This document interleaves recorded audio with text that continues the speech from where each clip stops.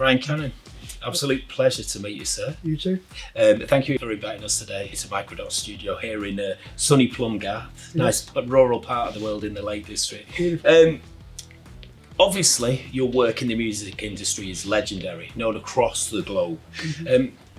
Initially, how did your artwork cover designing first come to fruition? How did it come about for you? Well, I specifically set out to design record sleeves when I was dead young, having come across the Sex Pistols when I was about 11, 12, 13, that sort of late 70s. And I initially wanted to be a rock star. That was the first plan, but didn't have the patience to play guitar, which I found out pretty quick. But I'd always been interested in drawing and encouraged to do so by my dad, who was a fantastic illustrator, coal miner actually, never made a penny out of it, but he was an amazing illustrator and he encouraged me. So I married the two disciplines together and set out to become a sleeve designer, which I was told by college tutors that was far too specific a direction to go in, but I ignored them and off I went. And they were pretty much right actually. The first couple of years I didn't get any work whatsoever, nearly starved to death. But through a series of lucky meetings and lucky breaks, it all started taking off. But you know, you make your own luck, I suppose, don't you? The big break came. I did like a graffiti, like a hip hop style graffiti painting on the side of a warehouse wall in Wigan in 1984 when I was 18. What inspired that? The hip hop in America that I was into at the time. It was very early doors. So Brian, you're rocking some fine gowns today, I must say. Obviously your collaboration, your partnership, your kinship with ellesse. Tell me how that came about. They contacted me and asked me would I be interested in doing the collab, and obviously I jumped at the chance because I've been a fan of the brand since the early 80s. What was the Microdot, the Brian Cannon stamp that you wanted to put onto ellesse? Well, this all dates back to when I first got into the brand, when it was all about one-upmanship back then in the early 80s. Discovering new brands, discovering pieces from that brand that nobody had ever seen before. And you'd notice that, you know, if any of your mates went abroad, like a friend of mine went to France with his mum and dad, and when he came back he had his Lacoste jacket and the crocodile was twice the size of what you get over here. So everybody's raving, wow, where do you get that from? And you'd often find that, you know, the rare overseas stuff would be, the branding would be bigger. So that's where I was coming from with this. If you look at, compared to the standard ellesse name and logo, it's far bigger on this. That's a throwback to that sort of 80s, the rare stuff that you didn't often see. And then patched with the Microdot branding, obviously it's a collab. And we did this specifically for the Euro 2020, which was obviously hit by the COVID outbreak. But we believe it's being held next year anyway. But the idea was that there was 5 countries, England, France, Germany, Holland and Denmark. And I was tasked with designing one specifically for each country. The solid colours was came about when I found out that ellesse had never done a solid coloured gown before like this. They'd always like this heritage range here with the stripes on. I think the closest they got to it was I've seen a navy one with white piping, but this is just, so the English one's white obviously, the Dutch one's orange, Denmark's red. If you notice on the other ones, the name of the country is always in the language of that country. So it doesn't say Denmark, it says Denmark, which is what they say. It doesn't say Holland, it says Nederland, Deutschland. France is France in any language, but and England's England obviously. So so that was all, and you know, so that in sort of conjunction with this outsized branding on a dead plain garment, that was the... And even the shape of it as well, were you involved in that as well? It feels for me it feels like Affleck's Palace in the 90s. You'd see lads walking around up and down Market Street in Manchester. It feels like that to me. Well, the thing is, this 80s sort of heritage range that you got, most guys my age can't wear it anymore because it's too small on That's why mine's open. And this I based on it wasn't ellesse, it was a Cheruti tracksuit that I saw Noel Gallagher, which he bought in Japan in 1995. It's kind of based on that with the drawstrings, but it's not that looser fit. So yeah, it's kind of 90s inspired in terms of its cut. Yeah.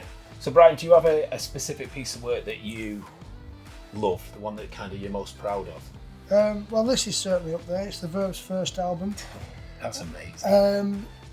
Done in the day when, this was 1990 2 or 3 we did this, so I certainly didn't have a Mac then, and that is why everything is done for real, not in Photoshop. Like these letters here, they're really on fire. It's a steel fabricator in Oldham made these letters for me. Then we clad them in the fire retardant material that fire jugglers use, doused them in some flammable liquid, paraffin or whatever it was, and torched it, and then boom. And then you had a few seconds to shoot it until the flames subsided, and the cave was filled with smoke. It was a very still day that day as well, so we didn't get many shots in because we had to wait for about half an hour before the cave would clear of smoke. This one here, that car's really on fire. There's a narrative behind this, isn't there? Yeah, the 4 images. Imagine like this one on the gatefold vinyls, 1, 2, 3, 4. 4 album sleeves for the price of 1. But yeah, microdot value for money. And it's like birth, beginning, fire, sort of caveman sort of vibe. Youth, the recklessness of youth. There's a car on fire in the garden, so rather than calling the fire brigade, they're just sitting there playing chess and reading the paper. Then it gets to middle age, and this guy is, it can go either way, can't it? And this guy's basically lost it, and he just sat watching a video and relay of himself whilst drinking himself to death. I'm nearly there myself. Pretty dark, really. Yeah. And then the final scene is not so much death, but old age. And this is my mum and dad's next door neighbour, who's actually wearing Richard Ashcroft's clothes. And this was in the day when we had very little money, obviously, so the budget for this was negligible. Yeah. So paying the models, George, he's he's dead now, he's in his 70s then, his fee for the day was a bottle of scotch, which he drank to thaw himself out when he got home because he was freezing. Fantastic work. Yeah. What's it like when you presented that to the band? What did they say? See, the thing with something like this is, it's like by the time we got to this point, they totally trusted me. But you can't really pitch this because you can imagine, you can't do visuals to that. You just got to do it. Yeah. So no matter how much you sketch, the way I've always worked is I can always see these things in my head before we set off. So it's just a case of realising my vision. But they trusted me implicitly by this point, and when they saw the results, I was blown away. Yeah, I can imagine. It's fantastic work. Mm-hmm. With this, was this shot digitally then? No, none of it was also, because that's another thing. You've no idea what you've got until at least 24 hours later when you get it all back from the lab. So that's worrying times because a lot. I mean, this wasn't. Well, you couldn't really do this at all because they'd set fire to the car. That was burnt out by then, And there's there's a ball ache climbing all the way up to that cave, so you really didn't want to do it twice if you could avoid it. Yeah. So, but we never had to reshoot anything because we go into it with such research and preparation, really. Cool. Many creatives that I speak to, whether it's a writer or a designer, an actor, they'll always say, "I've still not peaked yet. I'm still yet to do, my grand piece." Mm-hmm. Do you feel the same? Well, yeah, I do actually, because I think I'm better than I've ever been. In more than in all disciplines, really. You see, you mustn't confuse the issue. Just because a sleeve that I've done for Oasis is massive and everybody knows it, there's some stuff that nobody's ever seen or stuff that's really unknown. But I think it's equally good. But there's no point me talking about it because nobody knows what it is. Do you see what I mean? So that's why I'm not just mentioning that then. I'm moving forward. I'm at the minute. The plan in the long term is to develop brand microdot. That's the vision, whereby there is no client, there is nobody to poke their oar in. You see, that's a recurring theme as well. Yeah. It's like, let me get on with it and do it myself. So, clothing, design, photography, merchandise of all, the brand Bathing Ape. Yeah, very So much. I'm a massive fan. I mean, pretty much most of the clothes you can't wear. You can't afford it. Yeah. But I love the fact that whatever they brand it, it's just cool, isn't it? If they came up with frisbees or umbrellas or anything, you'd have to have one. That's the sort of thing that I really like. And I'm not suggesting for 1 minute we're going to eclipse them, but to become a standalone brand, basically aimed at the fan base that we have, that we've nurtured through the work that we've done for all the bands, take it to the next level. Like I say, our own branded t-shirts, sweats, clothing, that's coming next. Yeah. And take it from there, really. Now, you mentioned microdot. Yeah. Is there a specific mantra behind Microdot? Yeah, it was like a three-pointed triangle, really, and that being the three most important points. This was our, like I said, mantra that when we had the studio in London in the 90s, we were a tight-knit bunch, we all knew each other beforehand anyway. And the three most important points are creative excellence. We would go the extra, everything we did had to be as good as we could put. Not everything you do is going to be brilliant. Some stuff's bound to be better than others, but you've got to be secure in the knowledge that when you finished it and delivered it to the client, that you can honestly say that that was done to the best of your ability, right? And that's something I was red hot on.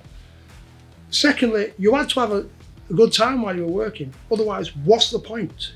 Life's too short to be stuck in a job that you're not enjoying. Are you still enjoying it? Yeah, I love it. I work 7 days a week these days. I really, really do. I mean, since lockdown began, I've had about 3 days off. Yeah. Literally.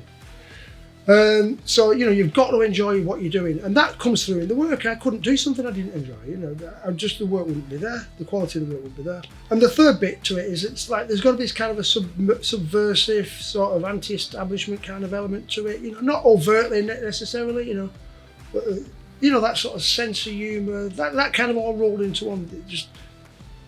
It's difficult to describe the last one, but do you know what I mean? That renegade sort of side to it, or where we're doing things differently, or so all those three things roll into one. That's the vibe of Microdot. Yeah. And do you think you'll still be doing this in your 70s, your 80s? You'll still be designing? Yeah, designing and taking. I'm more into taking photographs than anything these days, but and a bit of filming. But yeah, the whole thing, because I enjoy it.